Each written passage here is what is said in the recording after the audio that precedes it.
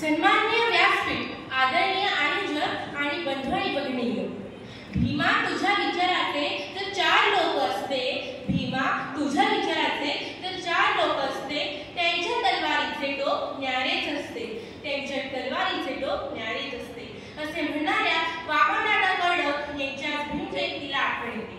कारण मी वामनदादांच्या नाशिक येथून आले असून आंबेडकरी तत्वज्ञान आणि क्रांतीची दिशा या विषयावर बोलण्यासाठी उभी आहे.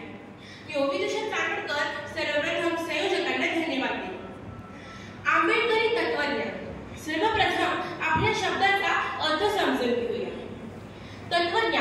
तत्वज्ञान म्हणजे जीवनाचा अर्थ शोधणाऱ्या तत्वांचा आणि श्रद्धेचा अभ्यास. मग या पार्श्वभूमीवर डॉक्टर बाबासाहेब आंबेडकरांनी असे कोणते तत्त्वे वापरली की अवघ्या जगात नव्हे तर समाजात क्रांती झाली? दुसरा शब्द म्हणजे क्रांती. क्रांती म्हणजे मौलिक परिवर्तन किंवा एका वातावरणातून दुसऱ्या वातावरणातील संक्रमण. मग यावरून आपल्याला कळते की डॉक्टर बाबासाहेब आंबेडकरांनी असे कोणते तत्त्वे मांडली की ज्यावरून जगाचा विकास झाला. मी वारंवार जग असे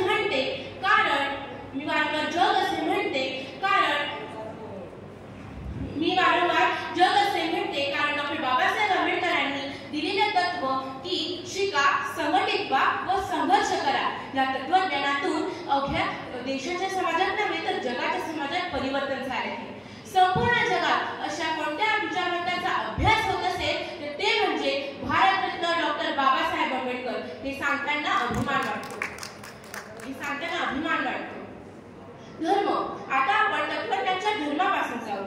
धर्म हा डॉक्टर बाबासाहेब आंबेडकरांचा चिंतनाचा नव्हे तर श्रद्धेचा विचार होता. धर्म ही जोडणारी शक्ती आहे असे डॉक्टर बाबासाहेब आंबेडकर सांगायचे. बौद्ध धर्म असा धर्म आहे की जो जगाला जोडणारा धर्म आहे, कारण बौद्ध धर्म हा मानवतेवर आधारित आहे असे डॉक्टर बाबासाहेब आंबेडकरांनी बुद्ध आणि धम्म या ग्रंथात मांडलेले आहे. आणि यावरूनच एक आपल्याला नवीन क्रांती देखील मिळते. स्वातंत्र्य, समता आणि बंधुता या तीन सूत्रांनी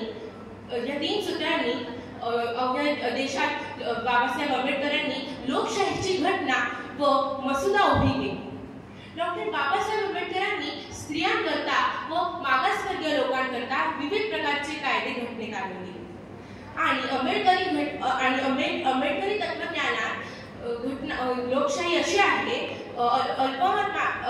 बहुमतवाल्यांनी अल्पमतवाल्यांना दाबून स्वतःचे हक्क हिसकावून घेणे नव्हे. गुलामाला तू गुलाम आहेस याची जाणीव करून द्या म्हणजे तो बंड करून उठेल असे डॉक्टर बाबासाहेब आंबेडकर सांगायचे. शिक्षा ही गरजेची आहे. शिक्षण हे प्रत्येकाचा अधिकार आहे. शिक्षण हे राष्ट्रीय सारखे आहे आणि शिक्षण हे वंचित व दुर्बल व्यक्तींनी देखील घेतले पाहिजे.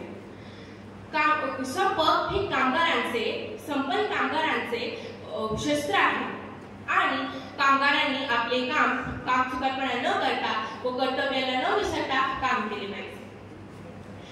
कैसे कैसे मंजर सामने आते हैं, कैसे कैसे मंजर सामने आते हैं, गाते गाते लोग चिल्लाने लगते हैं, गाते गाते लोग चिल्लाने लगते हैं. अब इस तालाब का पानी बदल डालो, क्योंकि इस तालाब के फूल उमड़ने